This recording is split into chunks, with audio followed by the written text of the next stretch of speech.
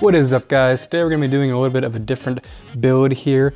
My goal with this build was to, one, replace an aging desktop we have upstairs. I think it's an old Dell T3400, which I think still has a Core 2 Duo in it, so it's pretty old, and my father really needed to replace that. So replace that and also create a home server, so a NAS, or an NAS, Network Attached Storage, whatever you guys want to call it. I'm going to be referring to it as a NAS. But those are the goals here, and my budget was around $600. And I think what I have here is like 608, so I'm right there. So let's just jump right into the parts.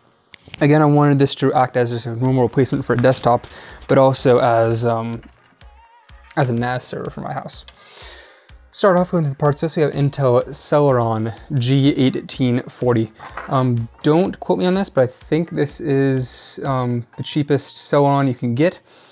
That fits the LGA 1150 socket. It's dual core, and it's fairly slow, but I didn't really need it for anything else other than regular desktop tasks, no gaming or anything. I'm not even going to put a graphics card in here, as of now, unless I have a spare one lying around, which I might actually. I'm not sure. But it's not going to be a gaming desktop, and I don't need to overclock it or anything, so this was just fine. I could have gone with the G3258, which is that overclocking one, not the overclocking one, but the unlocked one, where I could have a lot of overclocking headroom if I needed it, but I don't need it, so this is just fine. Moving over, we have our EVGA 500B bronze power supply. Probably should have gone with a semi-modular one if I'm building in a case so small as I am, you'll see in a second, but the budget just didn't allow it, and I'll be able just to hide these cables somewhere else if I really need to. But EVGA makes a really good brand power supplies, and especially if I'm going to be running a NAS off of it with a RAID setup, then I wanted a decent power supply at least. I also wanted something that would be fairly quiet, so I needed an 80 plus bronze at least to save on power, since this is really power sipping power supply. And 500 watts is more than enough, but most power supplies start at 600 or 750 watts now. So I could have gone with a lower wattage one, but it probably would have ended up being more expensive anyways. We have one stick of HyperX Fury RAM from Kingston. I didn't go dual channel just because I wanted the option to expand later if I needed to. Since I believe there's only 2 RAM slots in this motherboard, but I wanted the option to expand later if I needed to. So I only went with one stick, and this was the cheapest RAM stick I could find that wasn't a weird color and was from a reputable manufacturer. So just simple 8 gigs, one stick. It'll be just fine. Moving on to the motherboard. Now this is one of the most important parts that I bought. Because since I'm going to be running software RAID, which means I'm going to be running it through the BIOS. So I guess UEFI RAID, that was called. But I'm going to be running that. I don't have a RAID card. I figured it wasn't really worth the benefits. Then I wanted a motherboard that was built by, 1, a reputable manufacturer, so that RAID would actually go well, and 2, that isn't super rare, so that if I ever needed to rebuild the RAID array, for some reason, like the motherboard fails, I'd be able to find the motherboard again. So that's why I went with Asus, really good board. It's H97i Plus, which is a mini ITX board, has 4 SATA 6 gigabit ports and 1 M.2 slot. So even though I don't need that now, in the future if I wanted to add in 4 drives and an M.2 drive as my OS, I could if I wanted to. Just take a look at the box here.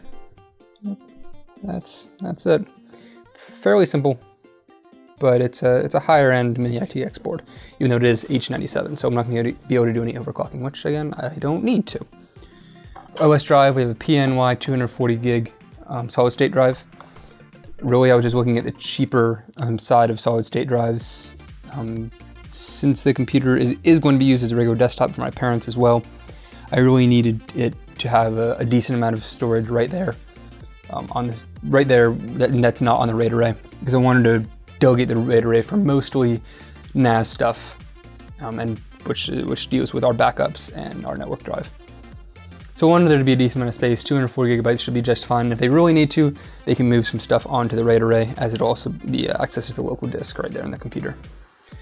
That being said, I am running Windows on this, obviously. Since this has to be a regular desktop, I'm just running Windows, probably Windows 10. I haven't actually gotten the version of Windows yet for this, but I'll just be running Windows since it has to be used as a regular desktop, and then using just the Windows file sharing stuff to create a shared folder on the network. Storage drives are 2 WD Red 3 terabyte drives. not much to say about these. These are the single most expensive parts in here. I think these are like $118 a piece. I have 2 of them, so I'm going to be running RAID 1. Please don't complain in the comments below. I know that RAID 1 is sometimes suboptimal, but it's just going to have to be like that. It's fine for me, as if one of them completely fails, I still have a working set. And since I didn't want to actually buy more than 2 drives, this is just fine. And 3 terabytes should be plenty for what we're planning to do now.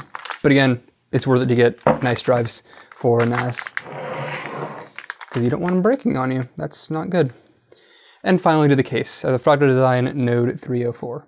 That's like my attempt at covering up the address and stuff. But Node 304, which is obviously a mini ITX case, pretty small, and it's kind of that cubed form factor that I was talking about. So actually, let me grab it. So yeah, those are the parts. Let's get building.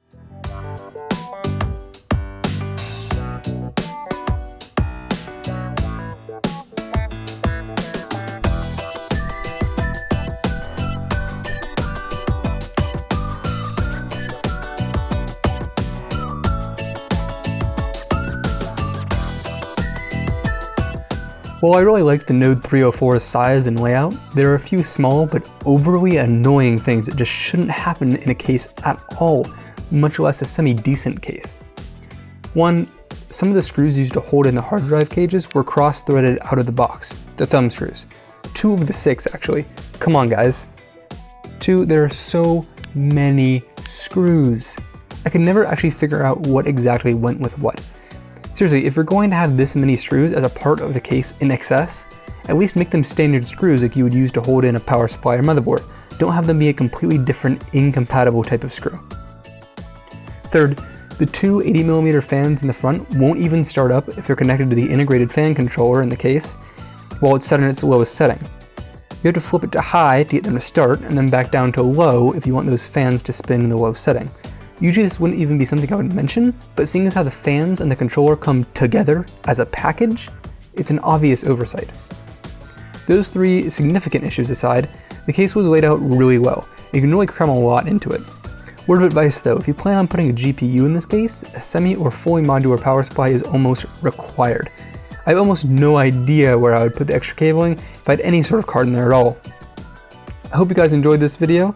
The next video on this computer, if it's up yet, will be right there. And do me a favor, hit that like button and subscribe if you like what you'd see. See ya.